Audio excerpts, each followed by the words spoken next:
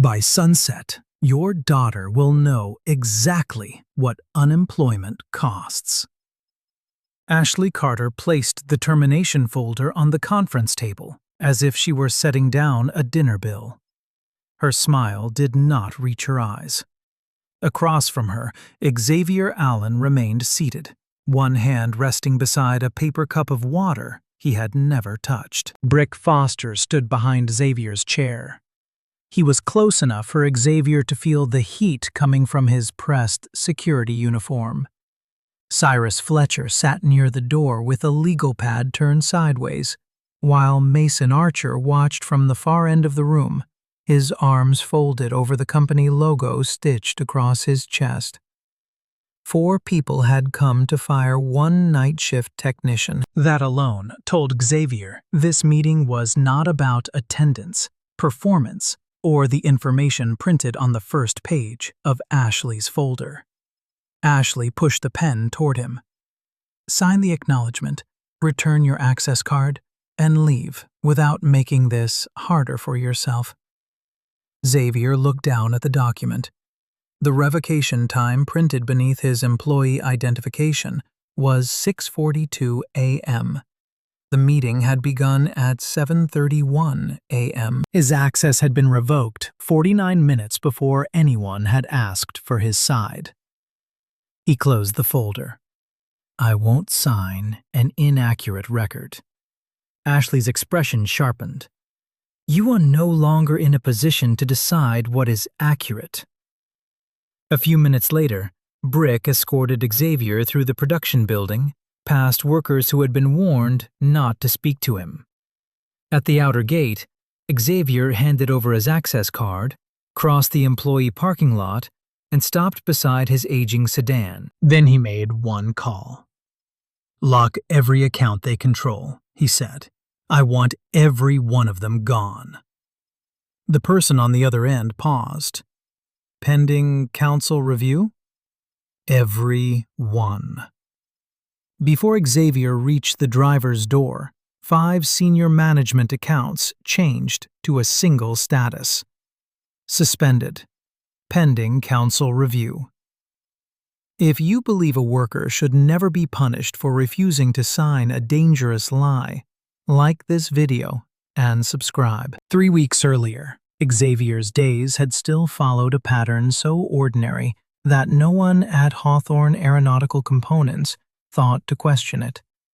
He woke at 4:45 p.m., 40 minutes before his alarm, because Grace had started coughing in the next room. He found his 10-year-old daughter sitting upright in bed, wrapped in a faded blue blanket, taking careful breaths through the spacer attached to her inhaler. He did not rush into the room. Grace hated when worry entered before he did. Instead, Xavier leaned against the doorway and waited until she finished. Better? She nodded. Much. The answer was practiced. So was the smile that followed it. Xavier checked the counter on the inhaler, wrote the remaining doses on a note beside the lamp, then set a glass of water within reach. Every object went back to the same place. Inhaler near the front edge, spacer behind it, insurance card inside the top drawer, emergency instructions taped where Grace could see them. It was not fear that made him organize everything.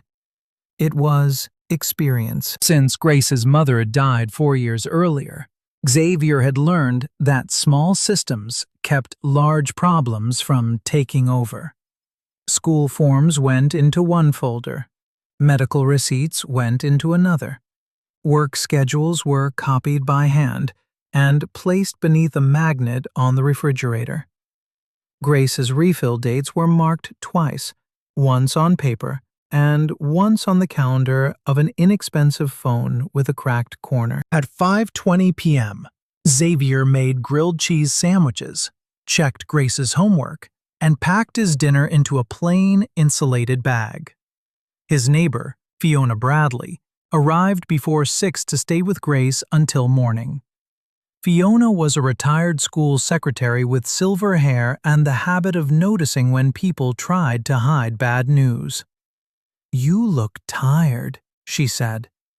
"I work nights." "You have worked nights for 2 years. This is different." Xavier tied his shoes. "It has been a long week." Fiona studied him, then glanced toward Grace, who was pretending to read at the kitchen table. "Long weeks have names."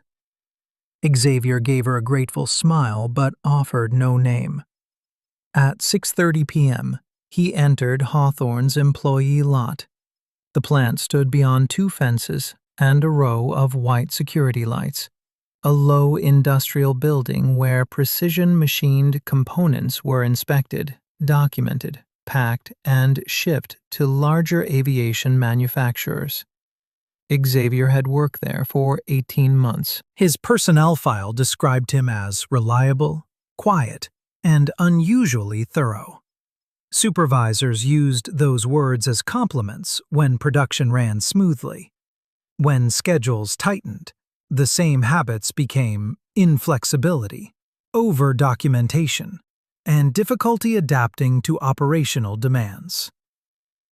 Brick was waiting inside the security entrance. He waved 2 technicians through after a quick glance at their lunch bags. When Xavier approached, Brick placed one hand on the scanner. "Bag on the table." Xavier set it down. Brick opened the main compartment, moved the food container, pressed his fingers against the lining, and inspected a folded napkin as though it might contain machine specifications. 2 more employees arrived behind Xavier. Brick let them pass without opening either bag. "Anything else?" Xavier asked. Brick lifted the container. "You tell me." "It contains rice, chicken, and vegetables." One of the waiting employees gave a restrained laugh. Brick did not. "You always have a clever answer." That was a list. Brick dropped the container back into the bag. "Keep walking." Xavier checked the clock above the entrance. 6:38 p.m. He removed a small notebook from his jacket only after reaching the locker room and wrote the date, the time, and the names of the 2 employees who had witnessed the search. There was no accusation in the entry, no opinion, only what happened. That habit had begun long before Hawthorne. Xavier recorded details while they were fresh, not because he expected every slight to become important, but because memory changed under pressure. People became certain of things they had never seen. Minutes disappeared. Exact words softened into convenient summaries. A clean record resisted that process. By 7 p.m., Xavier had taken his position in final inspection. The section held 3 workstations, a terminal connected to Hawthorne's quality database, and lot cabinets containing measuring equipment. Components arrived in sealed trays, each attached to a digital traveler showing where the part had been machined, treated, inspected, and released. Most nights, Xavier verified dimensions and certificate numbers before the items moved to shipping. The work rewarded patience. A component could look perfect and still fail because the wrong furnace cycle had been applied, because a measuring instrument had passed its calibration date, or because a digit had been copied incorrectly between systems. That night, a tray labeled Lot Astor 7-4 arrived shortly after 9. Mason brought it personally. He rarely entered final inspection unless a shipment was late. "This one goes tonight," he said. Xavier logged into the terminal. The traveler showed that the parts had completed heat treatment on Tuesday afternoon. The attached furnace record listed a cycle ending Wednesday morning. Xavier read both entries again. Which record was corrected? Mason did not step closer to the screen. Neither. The traveler imported the start date instead of the completion date. The traveler says the process was completed before the furnace cycle began. It is a formatting issue. Xavier opened the inspection history. The furnace report had been uploaded at 4:17 p.m. that afternoon by a user assigned to Mason's department. The report was added today. Mason's jaw shifted slightly because the original scan was unreadable. Where is the original? Archived. Can you send it to final inspection? Mason looked toward the shipping doors. The carrier arrives before midnight. Verify the dimensions and release the tray. Xavier kept his hands off the keyboard. I can verify the dimensions. I cannot certify the processing record while the dates conflict. Mason leaned over the workstation, lowering his voice. You are not being asked to certify the furnace. The release field confirms the traveler is complete. It confirms your portion is complete. The field has one signature line. Mason straightened. For a few seconds, the noise from the production floor seemed louder. Compressed air, rolling carts, the distant impact of a loading ramp settling into place. Then Mason smiled. It was not a friendly expression. You think reading every box makes you more responsible than the people who designed the system? No. You think I would send out an unsafe part? I said the records do not match. I heard what you said. Mason placed a finger on the edge of the terminal. Release it. Xavier selected Hold for record review. A warning box appeared, asking for a reason. He typed, Completion date precedes documented process cycle. Original record requested. Mason watched every word appear. When Xavier pressed Submit, the system generated a confirmation. Quality hold entered at 9:14 p.m. by employee X. Allen. Mason's smile disappeared. You just delayed a priority shipment over a date field. I delayed it until the supporting record can be verified. You had better hope you are right. Xavier turned back to the tray. The dates are either consistent or they are not.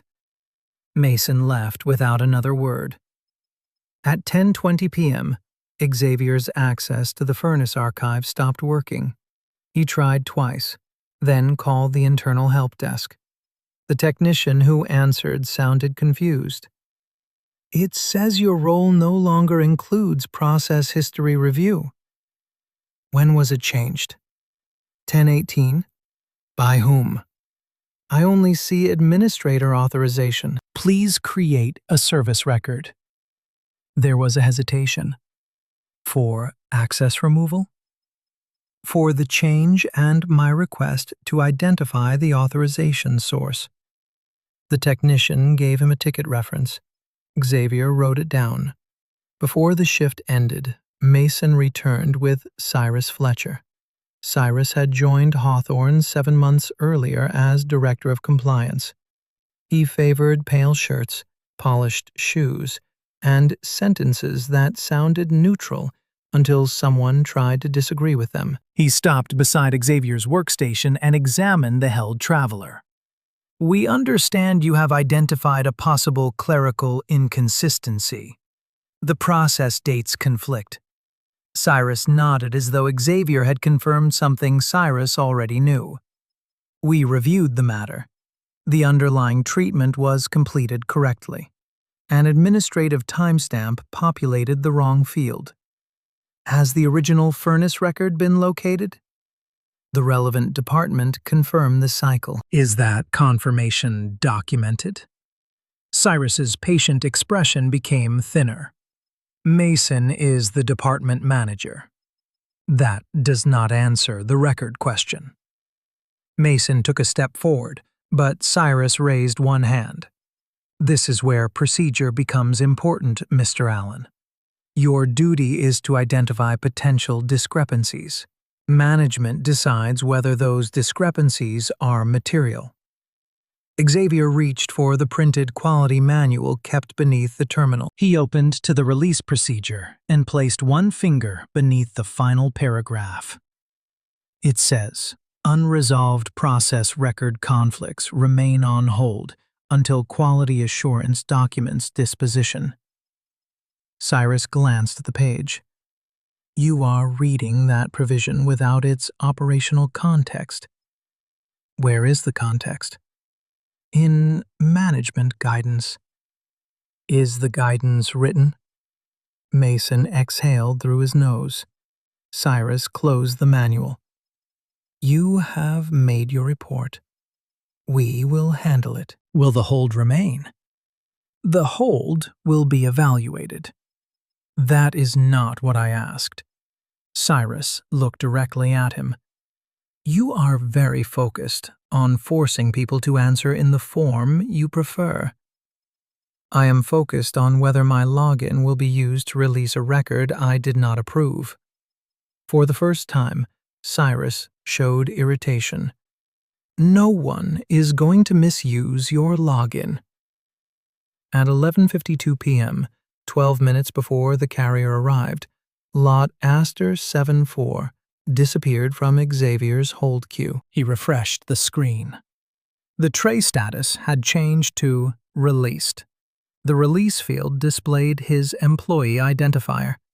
Xavier did not touch the keyboard. He called the help desk again and asked them to preserve the session history for his account. Then he wrote down the time. By morning, the tray was gone. The next shift brought no explanation.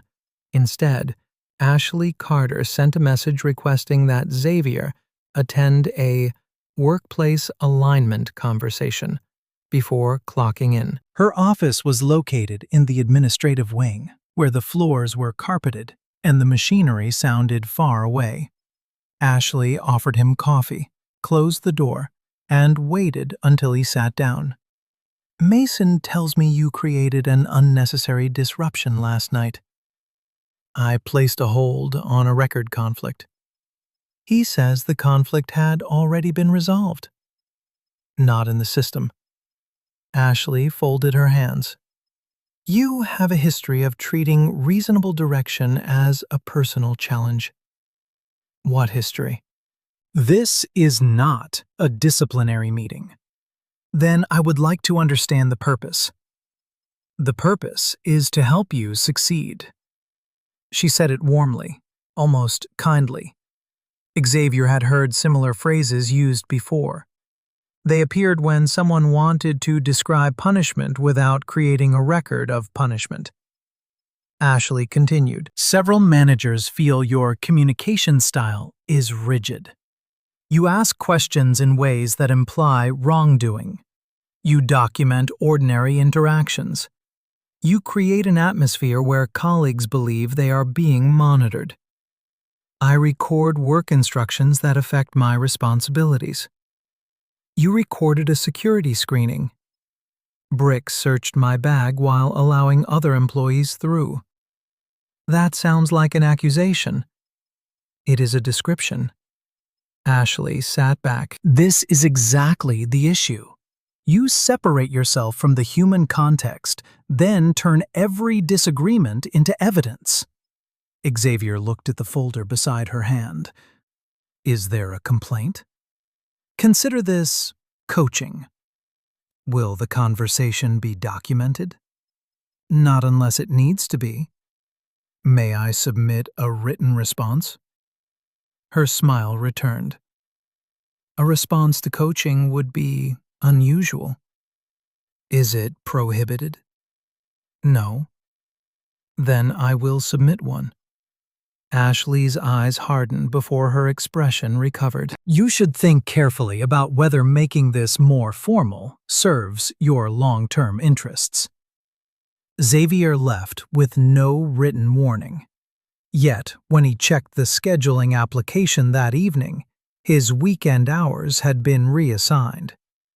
Those hours covered most of Grace's specialist copayment. He asked Mason about the change.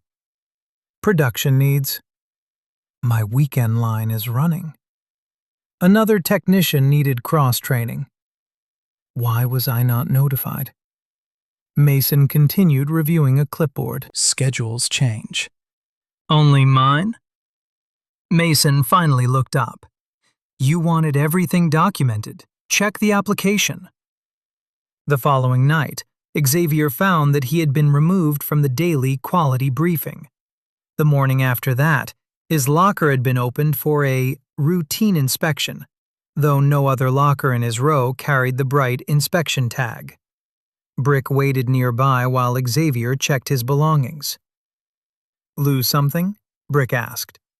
I am checking. People who bring problems into a building often get nervous when the building checks them back. Xavier closed the locker. Was anything removed? Brick moved closer. You think that notebook makes you untouchable? No. You write down my name again? I've not decided. Brick smiled. You should. Spell it correctly. Xavier walked away without answering. That restraint irritated Brick more than an argument would have. Over the next 6 shifts, the pressure changed shape each time. It never became obvious enough for one incident to explain everything. A measuring instrument assigned to Xavier's station appeared in the cabinet after its calibration date had expired. He found the problem before using it.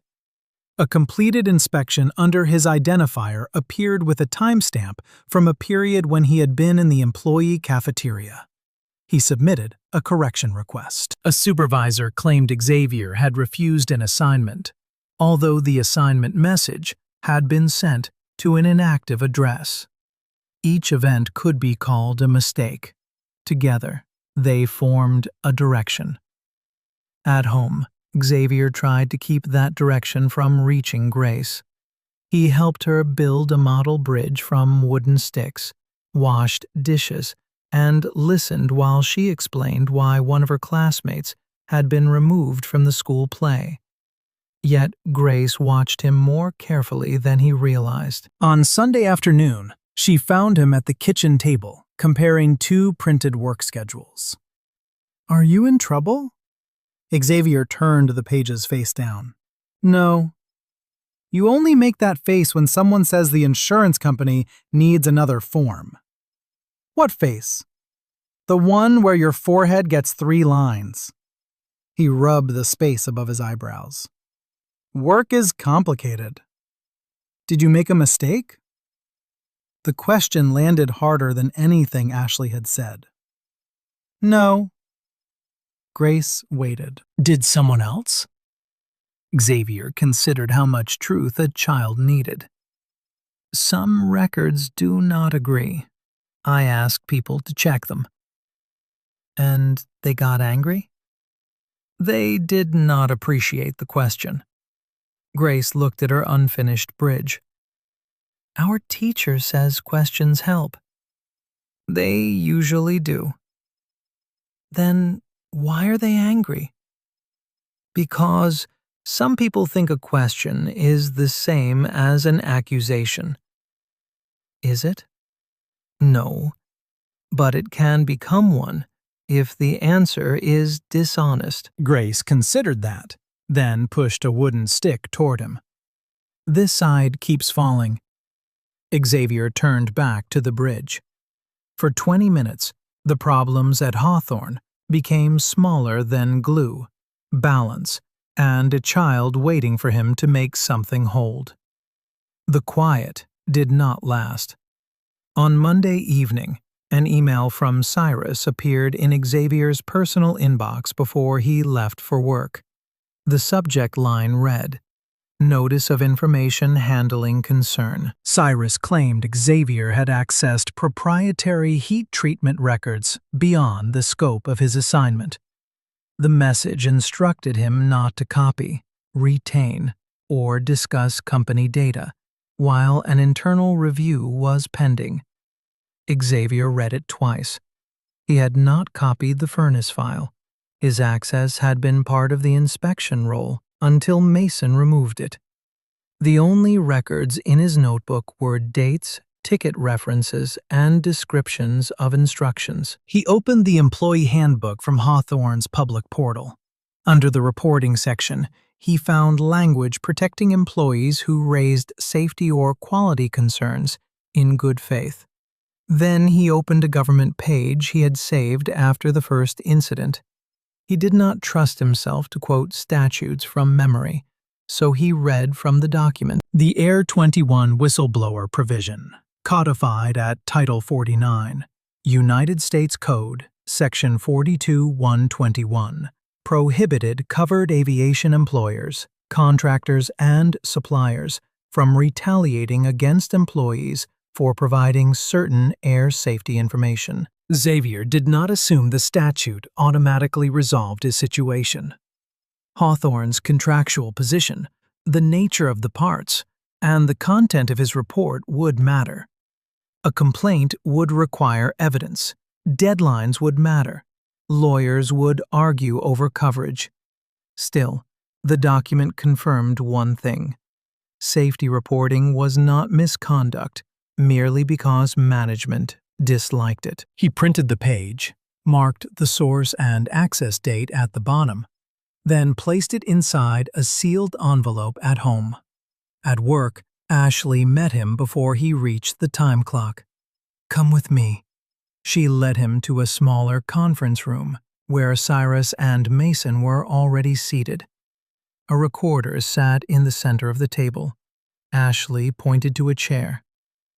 "This meeting concerns potential misuse of confidential information." Xavier remained standing. "Is this an investigatory interview?" Cyrus answered before Ashley could. "It is a fact-finding meeting." "Could it lead to discipline?" "We have not reached a conclusion." "Then I would like a representative present under company policy." Mason laughed once. "You are not in a courtroom." "I referred to company policy." Ashley stopped the recorder. "You were invited to explain yourself. Refusing to participate may be considered separately." "I am not refusing. I am requesting the process listed in the handbook." Cyrus turned several pages on his pad. "The policy allows a support person when reasonably available. It does not permit indefinite delay." "My shift representative is in the building." Ashley looked at Mason. That glance lasted less than a second, but Xavier saw it. She restarted the recorder. "The employee has requested a representative. The meeting will reconvene when scheduling permits." It reconvened 2 days later. By then, the story waiting for Xavier had been polished. Mason said Xavier had repeatedly attempted to access furnace data after being instructed to stop. Cyrus said those attempts raised concern that Xavier might remove proprietary records. Ashley described the issue as a breakdown of trust, unrelated to his safety report. They did not call him dishonest. They used narrower phrases: boundary concern, unauthorized purpose, operational disruption, failure to accept clarified direction. Each expression created distance between the punishment and the original hold. Xavier answered from notes. He gave the date his archive access had been removed. He read both service ticket references. He identified the shift when a release tray appeared under his login. He asked whether the company had preserved authentication logs. Cyrus did not answer directly. "The review will consider relevant system information." "Has a preservation request been issued?" "That determination belongs to the review team." "Who is on the review team?" "Internal assignments are confidential." "Does Mason have access to the review?" Mason leaned forward. "You are trying to turn ordinary management into a conspiracy." "I asked whether you have access," Ashley intervened. "We are not going to permit hostile questioning." Xavier lowered his eyes to his notes. Please record that I requested preservation of login records, badge access records, revision history for lot Aster 74, and the original furnace cycle file. Cyrus tapped his pen. Your request is noted. Please also note that I deny copying proprietary data. It will be included. Xavier looked toward the recorder. And note that this investigation began after I placed a safety hold. Ashley's composure slipped. This investigation began because of your conduct. Then the timeline should not be a problem. The meeting ended 9 minutes later. Outside the room, Brick stood with one shoulder against the wall. Still writing your little history book? Xavier walked past him. Brick followed. You know what your problem is? Xavier kept moving. You think staying calm makes you smarter than everyone else. At the locker room entrance, Brick reached for the notebook protruding from Xavier's jacket pocket. Xavier turned his body, caught Brick's wrist with both hands, and redirected the grip downward without striking him. The movement lasted less than a second. Brick stumbled one step and pulled free. The hallway became silent. Xavier immediately stepped back and opened both hands. Do not take my property. Brick's face reddened. You put your hands on security. You attempted to remove my notebook. I was checking whether you had restricted information. You did not state a search. I do not need your permission. Two employees had stopped near the vending machines. Xavier looked directly at them, then at the security sensor above the hallway door. Please preserve the hallway recording from 9:22 p.m. Brick glanced at the sensor. That was the moment his anger changed into calculation. He smoothed his sleeve. You just made this very easy. No, Xavier said quietly. You made it clear. Before midnight, Xavier was placed on paid investigatory suspension. His access card was disabled while he stood inside the building. Brick escorted him to his locker and watched him remove his coat, lunch bag, and the envelope containing Grace's latest insurance statement. The notebook stayed in Xavier's inside pocket. At the gate, Brick returned the empty lunch bag after inspecting it twice. You will hear from Human Resources. Xavier accepted the bag. Please provide the property search record. Brick gave him a slow smile. Go home to your daughter. The suspension lasted 4 business days. During that time, no one from Hawthorne interviewed the workers who had witnessed Brick reach for the notebook. The company did not respond to Xavier's written request for the hallway recording. His service tickets disappeared from the employee portal because suspended workers could not log in. Xavier had anticipated that. He had written down the references. He contacted Bianca Anderson, an attorney whose number he had kept for years but had never used. He did not explain everything during the first call. He said only that an aviation supplier had released a component record under his login after he entered a safety hold, and that management had begun a misconduct investigation. Bianca listened without interrupting. When he finished, she asked, Did you remove any company documents? No. Did you send yourself screenshots, photographs, or files? No. What do you have? Contemporaneous notes, personal emails, publicly available policy documents, and service ticket references. Do not access anything you are not authorized to access. Do not ask another employee to retrieve protected files for you. Preserve every communication sent to your personal account. I understand. Have they terminated you? Not yet. Then speak carefully. Internal policies and federal protections may overlap, but neither prevents an employer from creating an alternative explanation. The timeline will matter. It already does, Bianca paused. I expected you to say that. Her tone held an unusual degree of respect, but she offered no title and asked for no biography.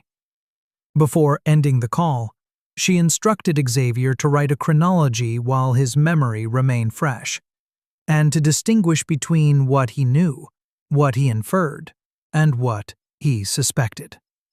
He spent that evening at the kitchen table after Grace went to bed. What he knew filled 4 pages. What he inferred filled 1. What he suspected remained unwritten. Hawthorne called the following morning. Ashley said the company had completed its preliminary review and required Xavier to attend a meeting at 7:30 a.m. on Friday. May my representative attend? This is a decision meeting, not an interview. Will I receive the materials relied upon? You will receive the appropriate documents. Has the hallway recording been preserved? Ashley's silence was brief. That issue was included in the review. That was not my question. The meeting is Friday. She ended the call. Xavier spent Thursday with Grace. They visited the public library, bought groceries, and prepared meals for the coming week. He did not tell her he might lose his job. He told himself that he was protecting her from uncertainty. Yet some part of him knew he was also postponing the moment when the danger became real. That evening, Grace placed an envelope beside his dinner plate. Inside was a drawing of the 2 of them standing beneath the wooden bridge they had built. At the top, she had written, "Dad fixes things that fall." Xavier read the sentence twice. Then he folded the paper along its existing crease and placed it in his wallet. Friday morning arrived with cold rain. Xavier entered Hawthorne through the visitor gate because his employee card remained disabled. Brick was waiting beneath the awning. No bag today? No. No notebook? Xavier looked at him. Brick stepped aside. I heard your daughter has medical appointments. Expensive ones. The comment was deliberate. Xavier had never discussed Grace's condition with Brick. Why are you referring to my daughter? Brick opened the visitor door. You people write everything down except what really matters. Xavier did not give him the reaction he wanted. He entered the administrative wing at 7:26 a.m. Ashley's conference room door was already open. Cyrus sat on her right. Mason occupied the far chair. A termination packet rested in front of the empty seat. 4 people had come to fire 1 night shift technician. Ashley began by reading from a prepared statement. The company had concluded that Xavier exceeded authorized access, created operational disruption, resisted management direction, and used physical force against a security supervisor. Xavier waited until she finished. Was the hallway recording reviewed? Cyrus answered. The available evidence was considered. Was the recording available? The camera system experienced a retention issue.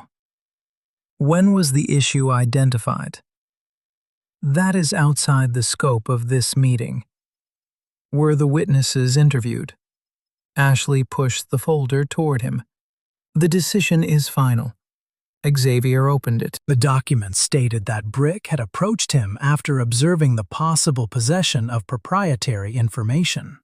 It said Xavier became confrontational and initiated physical contact. The wording avoided claiming that Brick had actually seen restricted material. Mason's statement said he had verbally resolved the furnace discrepancy before Xavier created the hold. Cyrus's statement said there was no evidence Xavier's employee identifier had been misused. No authentication report was attached. No archive log was attached. No original furnace record was attached. Then Xavier saw the access revocation time, 6:42 a.m. The termination meeting had started at 7:31. He placed the document flat on the table. My access was revoked before this meeting. Ashley's expression did not change. Security measures can precede notification. The decision letter says the company considered my responses during this meeting. The decision was based on the full review. You made the decision before hearing those responses. Cyrus leaned forward. This is not an adjudicative hearing. The company is not required to litigate its management decision with you. Xavier removed a folded page from his coat. It was not a company record. It was a copy of the federal whistleblower provision he had printed from a public source. I reported information related to an aviation safety record. The company removed my access, reduced my hours, opened a misconduct investigation, and terminated me within 3 weeks. Ashley's eyes moved toward the page. Xavier continued. Title 49, United States Code, Section 42(1)21 may prohibit retaliation by a covered aviation employer, contractor, or supplier. I am not claiming that reading the statute decides coverage. I am documenting the sequence. Cyrus responded carefully. The company denies that any adverse action was connected to a protected report. Your termination results from independent misconduct. Then preserve the evidence supporting that position. We comply with applicable obligations. Does that include the missing hallway recording? Ashley's hand came down on the folder. This meeting is over. She pushed the pen toward him. Sign the acknowledgement, return your access card, and leave without making this harder for yourself. Xavier looked at the signature line. I won't sign an inaccurate record. Ashley's smile became cold. You are no longer in a position to decide what is accurate. Then she delivered the sentence she had been waiting to use. By sunset, your daughter will know exactly what unemployment costs. No one at the table corrected her. Not Cyrus, who built defenses from careful language. Not Mason, who had ordered the release. Not Brick, who was already standing behind Xavier's chair. Xavier closed the folder and stood. I want a copy. Ashley withdrew it before he could touch the pages. You will receive the documents the company determines you are entitled to receive. You presented them to me. That does not authorize removal. Xavier looked from one face to the next. For several seconds, no one spoke. The four of them mistook his silence for defeat. Brick escorted him through the factory, staying close enough to bump Xavier's shoulder whenever the aisle narrowed. Workers looked down at their stations.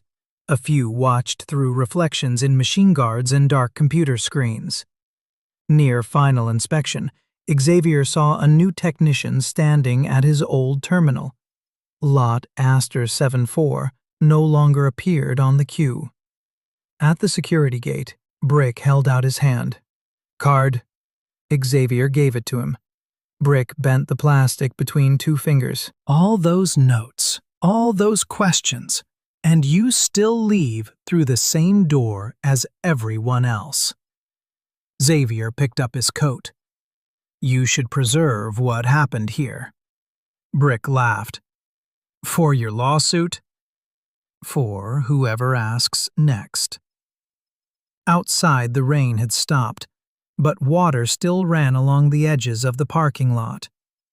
Xavier walked to his sedan, set his coat inside, and looked once at the administration windows.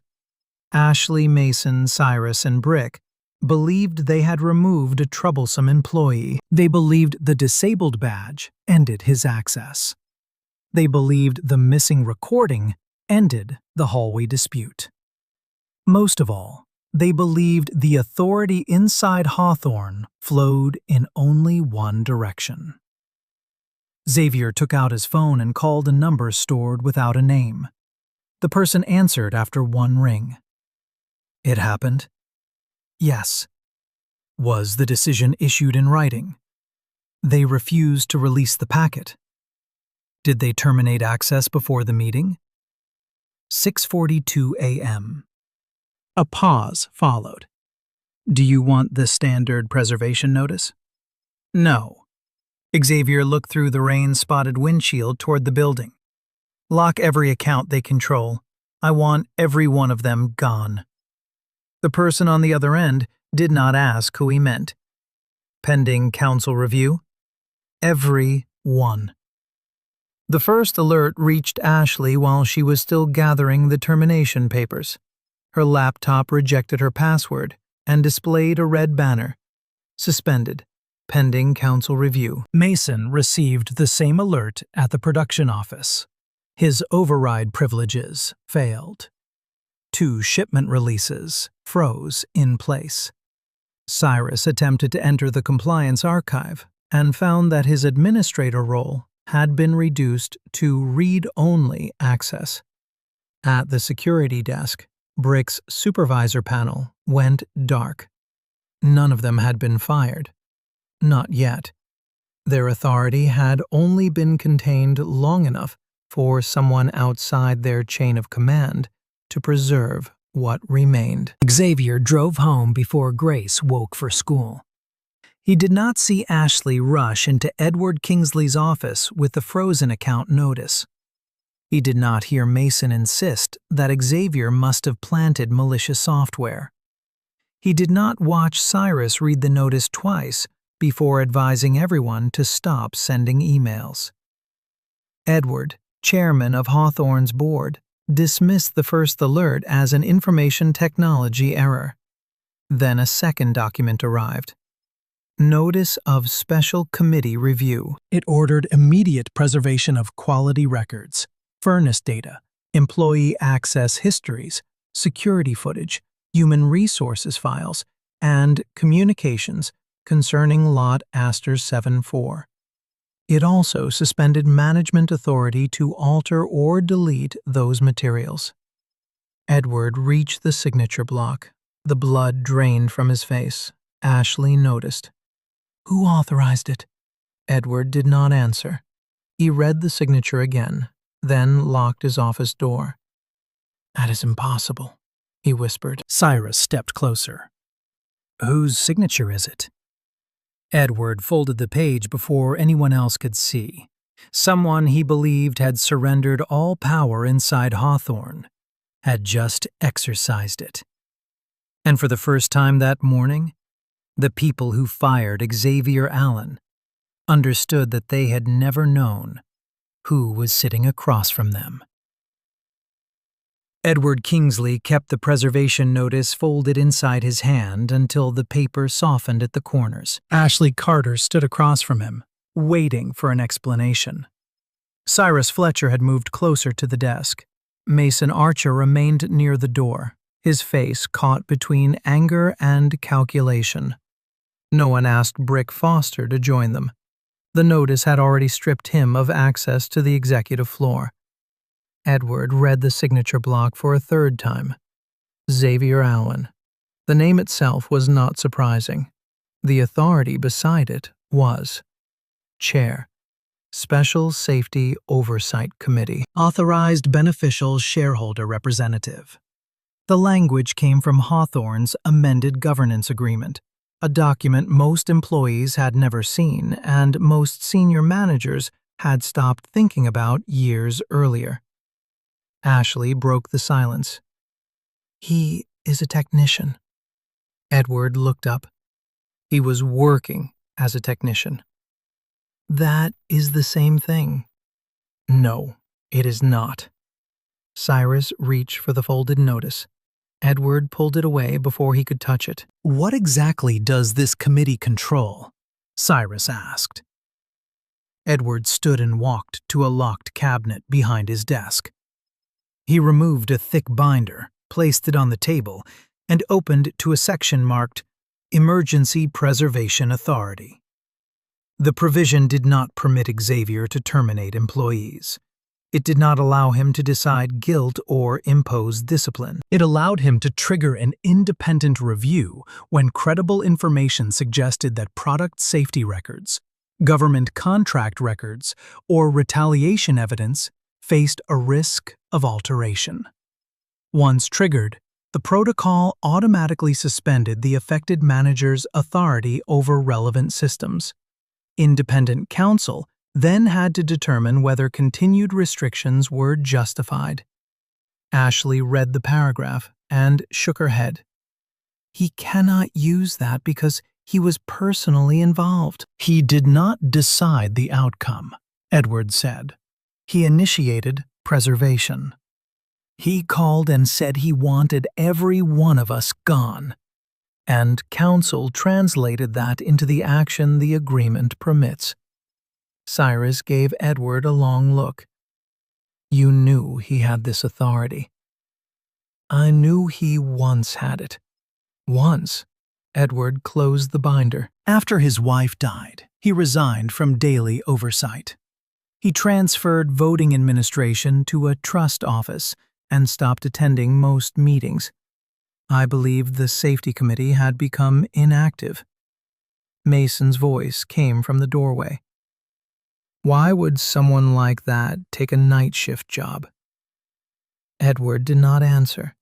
He was beginning to understand that the question mattered more than the frozen accounts. Within an hour, Bianca Anderson arrived with 2 litigation support specialists and an information technology examiner named Ian Mercer. She entered through the visitor gate, signed the evidence access log, and requested that a security employee unaffiliated with BRIC escort the team to the server room. Ashley intercepted her in the lobby. "You cannot simply enter our systems." Bianca handed her a copy of the governance authorization. "I am not entering them without authority. I am preserving defined categories under the special review provision. This is retaliation against management. That conclusion would require facts I do not yet have. He threatened us. I was not present for the call. He said he wanted every one of us gone." Bianca did not react. The recorded instruction from the trust administrator was to suspend access pending counsel review. That is what occurred. No employment decision has been made. Ashley lowered her voice.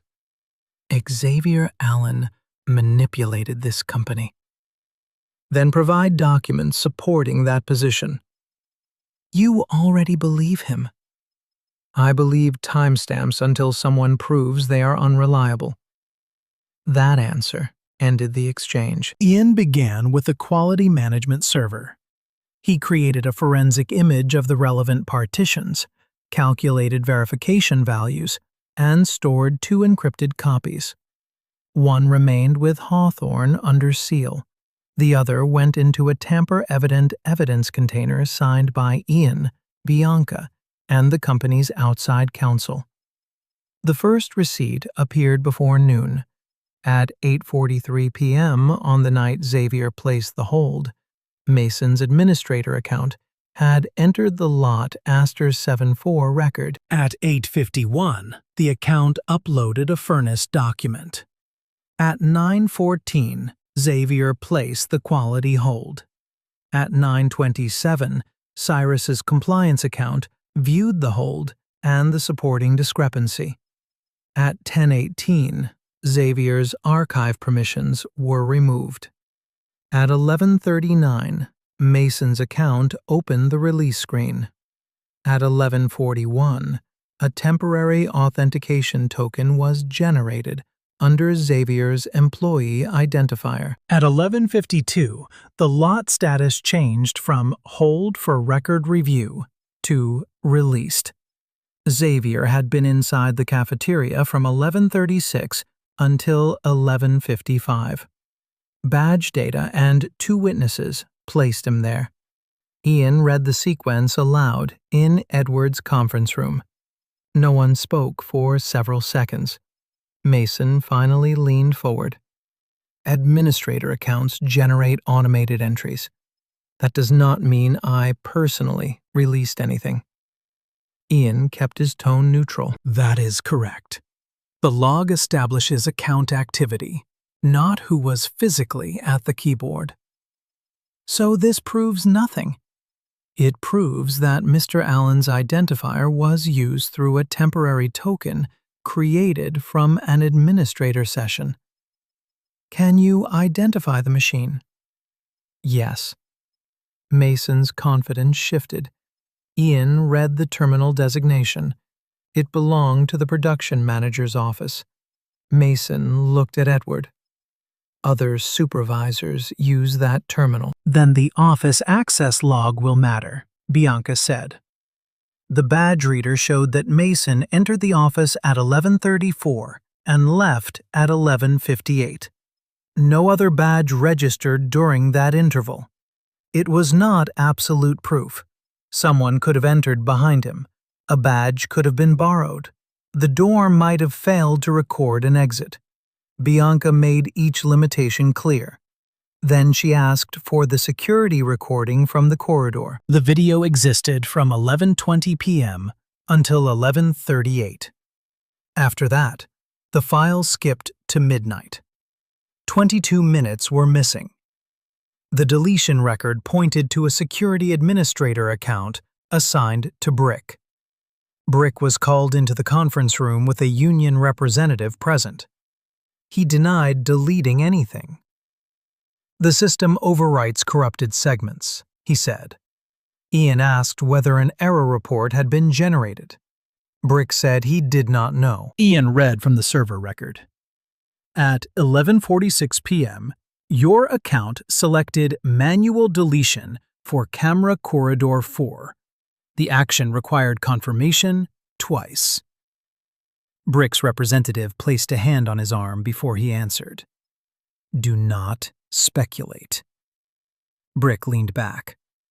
I manage a lot of cameras. I do not remember every command. Bianca did not accuse him. She requested preservation of his workstation, access card records, and internal messages. The same careful pressure was applied to Ashley and Cyrus. Neither confessed. Neither raised a voice. Both described their decisions as reasonable responses to incomplete information. Ashley said she had relied on management reports. Cyrus said the data available to him suggested Xavier had exceeded his role. Mason said the lot had been safe and the document discrepancy had been clerical. Each explanation sounded plausible when isolated. The records became damaging only when read together. At 3:16 p.m. on the day before Xavier's investigatory interview, Ashley emailed Cyrus and Mason. The subject line was, Alignment before employee response. The message read, Please ensure the access narrative and operational disruption language remain consistent. Avoid tying the action to the original hold. Ashley said the email reflected ordinary preparation. Bianca agreed that coordination was not automatically improper. Then she read Mason's reply. If he raises the release under his login, we should characterize that as evidence of his unauthorized activity.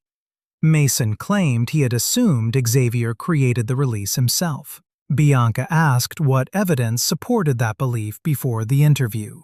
He could not identify any.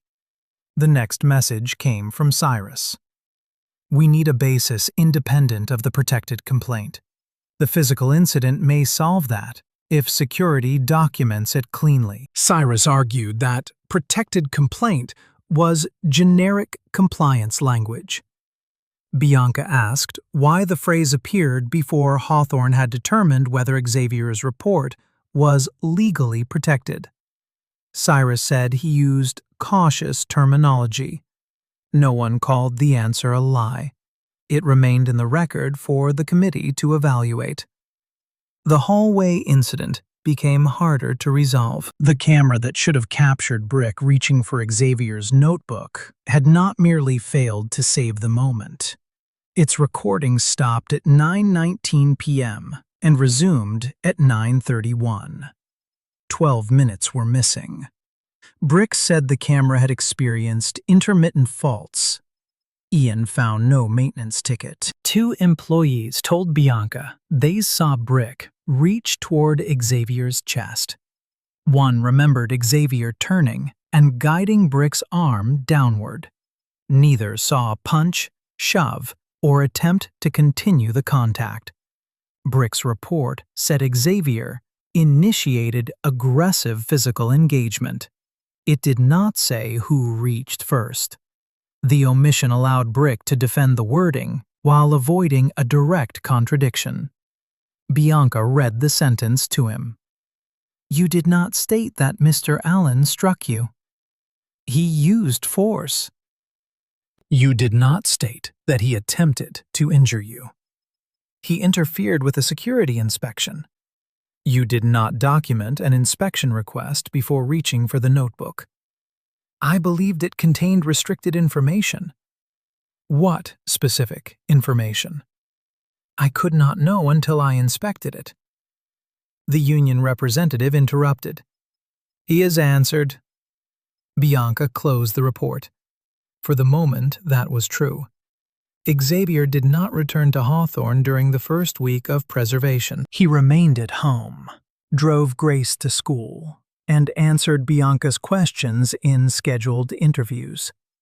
She required him to describe his own decisions with the same precision demanded of everyone else. Why had he taken the job? Why had he not disclosed his governance role to management? Why had he waited until after termination to trigger emergency preservation? Had he used his employment to gather information unavailable to an ordinary technician? Had he expected to provoke retaliation? Xavier did not present himself as blameless. He acknowledged that the arrangement created complications. 2 years earlier, Hawthorne's board had received anonymous reports alleging that production targets were beginning to influence quality decisions. Outside audits found minor documentation weaknesses, but no systemic failure. Edward and the executive team assured the board that the complaints came from disgruntled employees. Xavier had not believed that conclusion. His late wife's family had helped establish the company decades earlier. After her death, her shares had passed into a trust benefiting Grace, with Xavier serving as the adult representative until she reached legal age. The trust held enough voting power, combined with allied minority shares, to require special oversight rights. Xavier could have demanded another external audit. He did not trust that senior managers would behave normally while auditors were present. Instead, with approval from Trust Council and the former chair of the Safety Committee, he accepted an open technician position under his own name. He used no false credentials. He requested no privileged access beyond the job. His governance role was disclosed to the trust office and outside counsel, but not to local management. Bianca asked whether the full board had approved the arrangement. No. Why not? Edward would have warned the executive team. That is an inference.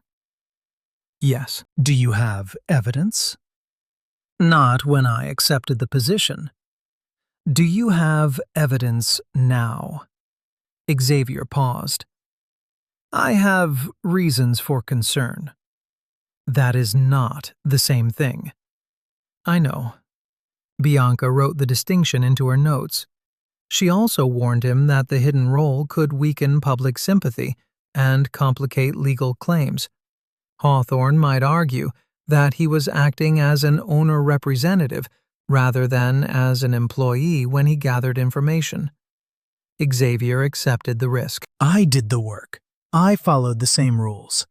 They reduced my hours, suspended me, and terminated my employment. That helps, Bianca said. It does not remove every argument. I did not expect it to. Grace learned the truth in pieces. Xavier told her first that he no longer had his job. She stared at him across the kitchen table, then looked toward the refrigerator where the insurance information hung beneath a magnet. Do I still get my medicine? Yes. It was the first question she asked. Xavier had arranged temporary continuation coverage through the trust, but he did not explain that yet. You said you did not make a mistake. I did not make the mistake they accused me of. Then why did they fire you? Because I would not agree that a record was correct when it was not. Grace lowered her eyes. Are they going to say sorry? Xavier considered the easiest answer and rejected it. I do not know. She pushed the edge of her plate with one finger. Will you make them? No. That surprised her. I can make sure the truth is examined. I cannot make people mean an apology. 2 weeks after the accounts were frozen, the special committee held its first formal session. It was not a public hearing. It took place in Hawthorne's largest boardroom with a court reporter, outside counsel for the company, separate counsel for the trust, and attorneys representing the affected managers. Edward temporarily recused himself from presiding because his earlier knowledge and supervisory role could become relevant. He retained his board seat, but did not control the proceeding. The committee selected an independent retired compliance executive, Amber Caldwell, to chair the review. Amber began with an instruction that disappointed nearly everyone. No employment outcome will be announced today. Ashley's attorney objected to the continued access restrictions. He argued that keeping senior managers locked out without a final finding harmed the company and unfairly implied guilt. Bianca responded that the restrictions protected evidence and had already revealed attempted access from 2 suspended accounts after the freeze. Amber asked who attempted access. Ian explained that Ashley's credentials had been used from a home internet connection the evening after suspension. Mason's credentials had been used from a mobile device the following morning. Ashley said an email application had refreshed automatically. Mason said he had opened the application out of habit. Ian acknowledged that both explanations were technically possible. The committee kept the restrictions in place. Over the next 3 sessions, the evidence was presented in order. The quality traveler, the furnace record, the administrator token, the release under Xavier's identifier, the altered access permissions, the hallway report, the missing recordings, the pre-interview emails. Then Bianca introduced a document no one outside the trust team had expected. It was the minutes from Hawthorne's annual governance meeting, held 14 months earlier. The secretary read the relevant passage aloud. Resolved, that Xavier Allen shall continue as beneficial shareholder representative and chair of the Special Safety Oversight Committee, with authority to initiate independent preservation under Section 8 upon a documented threat to product safety or contracting records. Ashley stared at Xavier from across the room. Until that moment, the managers had known he possessed some authority. They had not understood its source. The next document showed that Grace Allen's trust, together with 2 allied family trusts, controlled 52% of votes on matters involving product safety oversight. The room became completely still. Xavier had not purchased the company in secret. He had not arrived as a disguised billionaire. He did not own Hawthorne outright. But the shares held for his daughter gave him enough authority to stop senior managers from destroying evidence and enough voting support to demand an independent committee. Ashley's attorney rose. This undisclosed relationship fundamentally compromised every workplace interaction. Mr. Allen was not an ordinary employee. Bianca answered without drama. He was paid as a technician, scheduled as a technician, supervised as a technician, and terminated from that employment. His separate governance role does not erase those facts. He entered the facility to investigate management. He entered with trust authorization to observe ordinary operations. He did not use privileged records until the preservation provision was triggered. He concealed material information. There was no policy requiring an employee to disclose beneficial trust interests to the managers being observed. Amber raised one hand. The committee will address the governance issue separately. Continue with the evidence. That instruction mattered. Xavier's authority changed the atmosphere, but it did not decide whether anyone had falsified a record or retaliated against him. The committee still required proof. The strongest evidence came from the furnace itself. An independent metallurgical laboratory tested retained samples from lot Aster 74. The components had received a treatment cycle, but not the cycle listed in the uploaded certificate. The difference did not establish that the parts would fail. It did establish that the release documentation was inaccurate. Hawthorne notified the customer and initiated a controlled review of related shipments. No in-service failure had been reported. Several lots were quarantined. Others required additional testing. Mason stopped calling the problem a formatting issue. He began calling it a vendor documentation problem.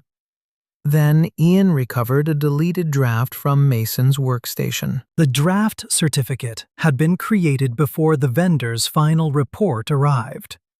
Its cycle values matched the contract requirement exactly. The later vendor record showed a shorter duration. Mason's attorney argued that draft templates were normal and that the file proved no intent to deceive. Bianca agreed that a draft alone did not prove intent. Then she presented an internal message from Mason to Cyrus. The vendor file will not support release. Use the clean template until they correct it. Cyrus replied, "Do not put that instruction in the traveler." No one admitted what the words meant. The committee did not need a confession to continue. Hawthorne placed Mason and Cyrus on unpaid suspension, pending final disciplinary review. Ashley remained on paid leave because the evidence against her concerned retaliation and process manipulation rather than the underlying product record. Brick's paid leave continued under the security union agreement. The distinction angered some employees. They expected immediate firings once the documents became known. Bianca warned Xavier that speed would create vulnerability. If the committee skips procedure, their lawyers will attack the outcome instead of the evidence. So we wait. We document. Waiting without documentation is surrender. Waiting with a record is process. The public learned about the review 6 weeks later, when a customer disclosed a supplier quality investigation in a regulatory filing. A local reporter contacted Hawthorne. The company issued a brief statement saying it had identified potential documentation irregularities and retained independent counsel. Xavier's name did not appear. Ashley's attorney circulated a different story among employees. According to that version, a wealthy shareholder had taken a factory job to trap managers, then used private power to punish them for ordinary disagreements. The story spread because parts of it were true. Xavier did hold power they had not known about. He had gone into the plant expecting to find something. He had initiated the freeze after they fired him. Fiona heard the rumors from a neighbor whose son worked in shipping. You knew they would say that, she told Xavier. Yes. And you still went in? Yes. Were you trying to catch them? I was trying to determine whether people changed their behavior only when auditors arrived. That sounds like catching them. Maybe it was. Fiona studied him. You can be right and still make a choice that costs you. I know. Does Grace? Xavier looked toward the living room, where Grace was reading. Not all of it.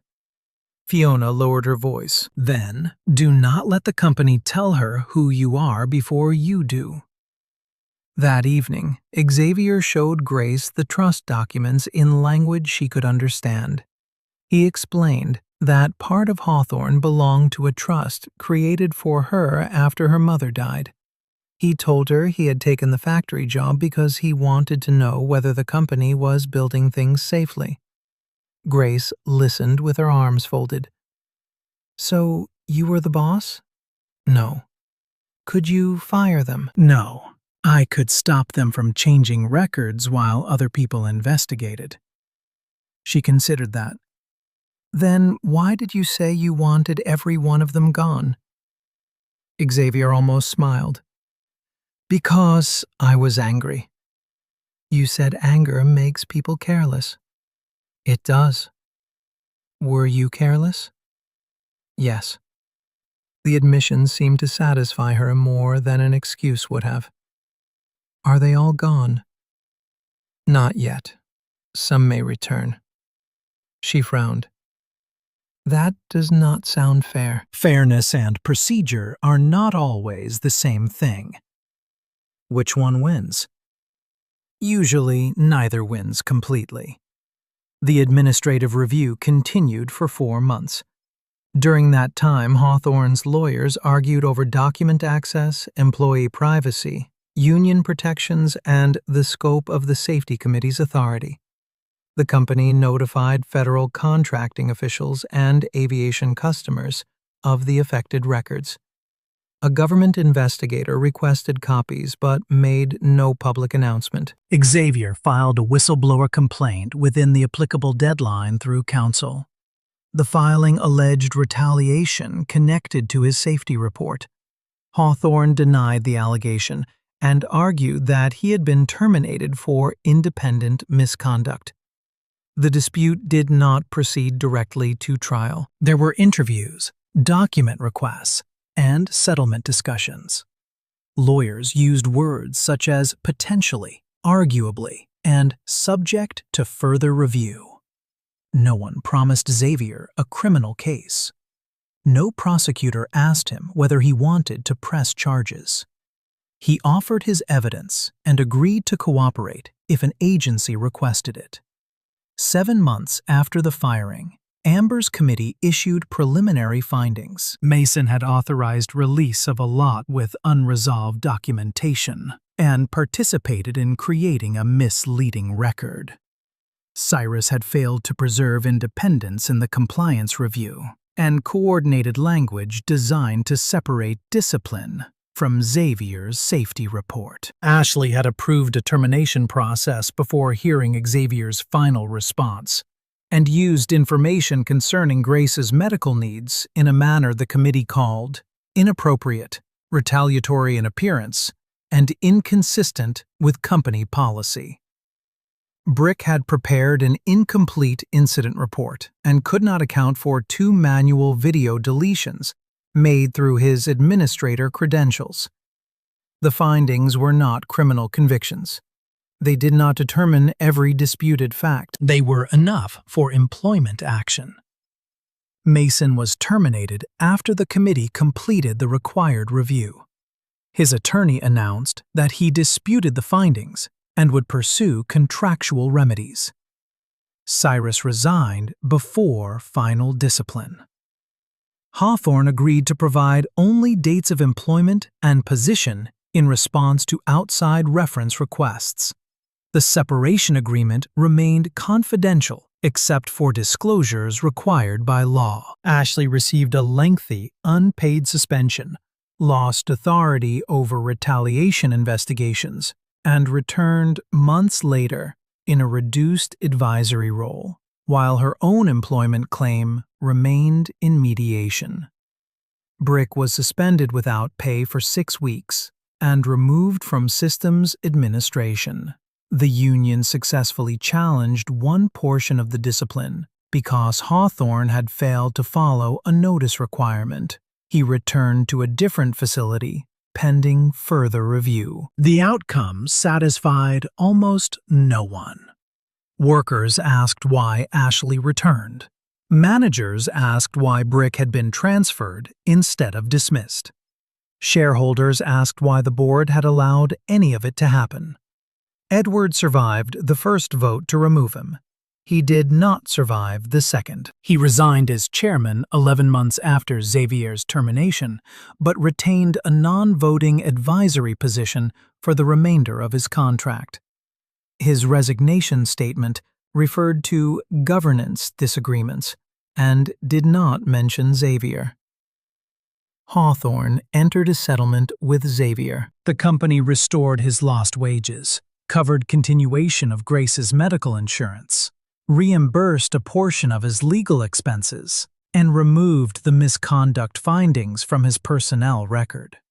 It made no admission of unlawful retaliation.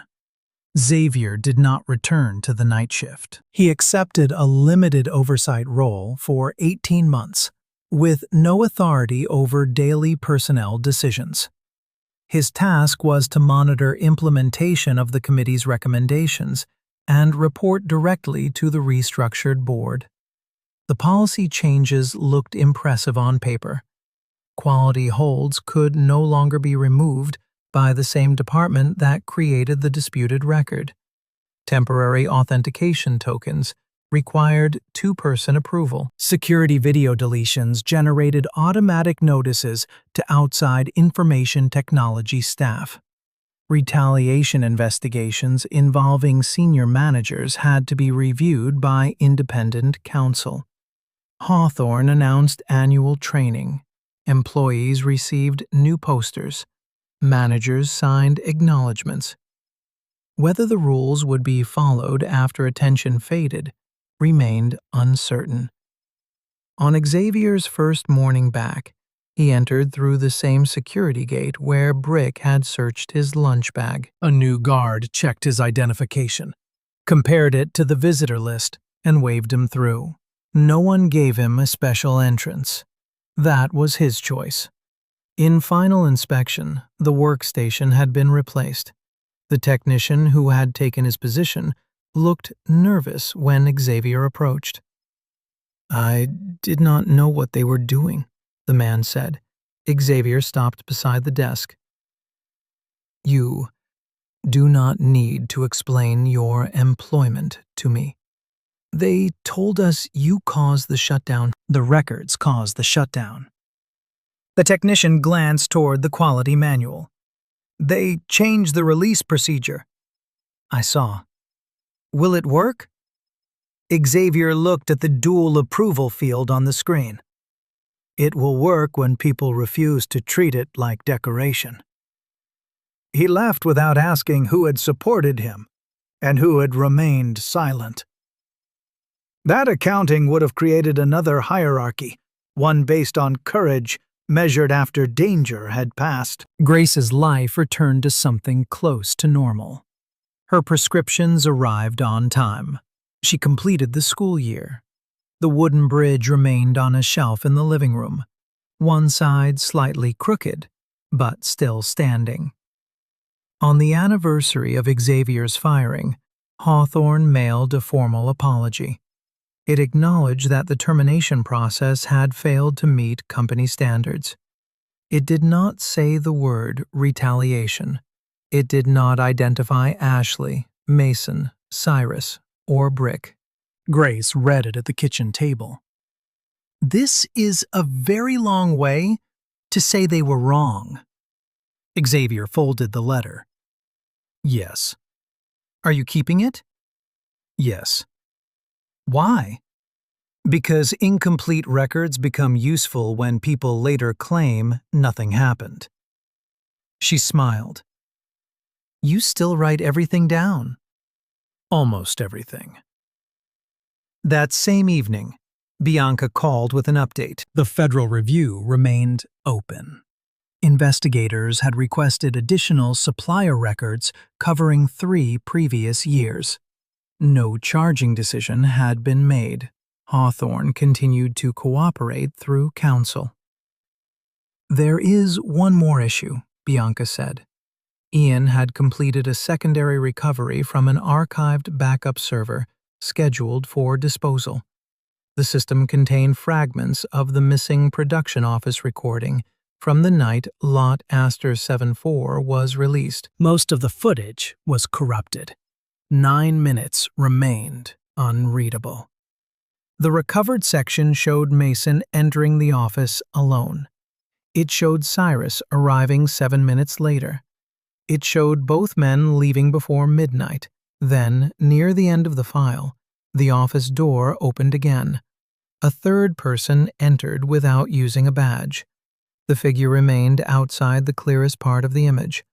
Only a sleeve, one hand, and the edge of a paper folder appeared. On the folder was the seal of Hawthorne's board. "Can Ian identify the person?" Xavier asked. "Not from the image." "Does Edward know?" "His attorney says he has no recollection of entering the office." "That is not what I asked." "No," Bianca said. "It is not." The next morning, Xavier found a sealed envelope on his desk. There was no return address. Inside was a printed copy of the first furnace record. The version Hawthorne had claimed was unreadable. The cycle duration did not match the contract. Someone had circled the discrepancy in red ink. Beneath it, a sentence had been typed. Aster was not the first lot. Xavier called Bianca before touching anything else. She instructed him to leave the document where it was, restrict access to the room, and wait for an evidence technician to collect it. He followed every instruction. The envelope was photographed, sealed, logged, and examined. No usable fingerprint was recovered. The printer pattern did not match any active machine at Hawthorne. The paper came from a discontinued batch last purchased by the executive office 3 years earlier. That information was added to the open review. No announcement followed. No one was arrested. No hidden mastermind stepped forward. The board approved an expanded audit. The company issued another carefully worded statement, and production continued beneath brighter rules and the same old pressure to meet deadlines. Months later, Xavier stood outside Grace's school while she crossed the parking lot, carrying a model aircraft for a science presentation. She had painted one wing blue and the other silver. "Does it fly?" he asked. "Not yet." "What is wrong with it?" "The balance." "Can it be fixed?" Grace looked at him with the patient expression she had learned from watching him. "Only if we stop pretending it is already correct." Xavier took the model carefully. Across town, Hawthorne servers recorded an after-hours access attempt on the archived Aster file. The account belonged to a board advisor whose credentials had supposedly been disabled. The system blocked the attempt and sent an automatic alert to independent counsel. For once, The safeguard worked. But when Ian opened the associated security record, the camera outside the server room showed 10 minutes of empty hallway. Then, the screen went black. Mason was fired. Cyrus resigned before final discipline. Ashley lost her authority.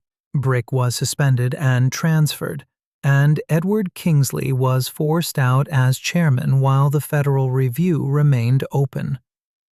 But that was never the most important part of Xavier Allen's story. The truth is, Xavier should not have needed hidden authority, controlling votes, preserved server logs, or independent counsel just to be treated like a human being.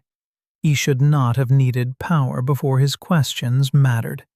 He should not have needed evidence before his dignity counted. And what about the people who do not have that title, that badge, that camera, or that power? What happens when their records disappear, their access is revoked, and the people judging them control the entire process? So ask yourself this: if you had been sitting in that termination room, would you have signed the false record to protect your family? Or risked everything by refusing? Tell us in the comments. Share this story with someone who believes accountability still matters. Like, subscribe, and hit the bell for more stories where silence finally breaks. Every story on this channel is about one thing: the moment truth finally catches up. And it always does.